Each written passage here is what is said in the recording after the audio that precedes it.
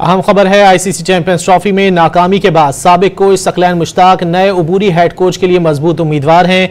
दौरे न्यूजीलैंड के लिए सलमान अली आगा को कप्तान बनाने पर गौर शुरू कर दिया गया है। चैंपियंस ट्रॉफी में नाकामी के बाद हेड कोच आकिब जावेद को फारिग किए जाने का इम्कान है। मजीद जान लेते हैं डॉन न्यूज के एंकर पर्सन अब्दुल गफ्फार से। अब्दुल गफ्फार, बताइएगा किन तब्दीलियों का इम्कान है पाकिस्तान क्रिकेट में?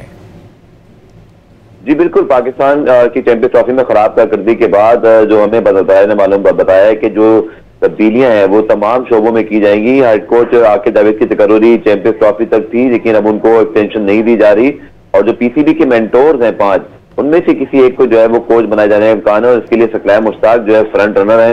पाकिस्तान के साबिक कोच हैं और पाकिस्तान के लिए पहले भी कोचिंग कर चुके हैं। इसके साथ साथ जो सीनियर खिलाड़ी हैं जिनमें बाबर आजम है, कप्तान मोहम्मद रिजवान है, शाहीन शाफी और इसके अलावा नसीम शाह भी, इनको आराम देकर तमाम नौजवान खिलाड़ियों जिनके अंदर सुफियान मुकीम है, मेहरान मुमताज हैं, इसी तरह आकिब जावेद हैं, ख्वाजा नाफे हैं, मोहम्मद हारिस हैं, इनको जो है वो टीम में शामिल किए जाने का इम्कान है। बिल्कुल न्यू लुक T20 और वनडे टीम जो है वो तश्कील दी जा रही है।